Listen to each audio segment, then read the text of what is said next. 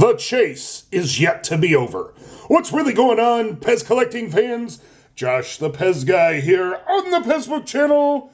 Do me a favor, questions, comments, concerns, any and everything down below. Now then, what do you mean the chase isn't over? I already have those, Josh. Well, a lot of people do have these. These are the more common chases that are out there of the Pop PEZ dispensers.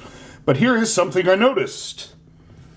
Batman and Huck all have the same candy, whereas the Incredible Hulk has the newer assorted flavor candy packs. Yeah, these. So that means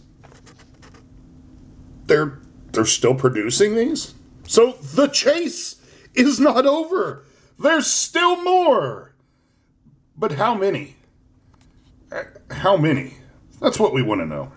Yeah. If you're going to give us something limited edition, at least let us know limited edition of how many. Yeah, 100,000? We're cool with that. 200,000? Yeah, we've done that before.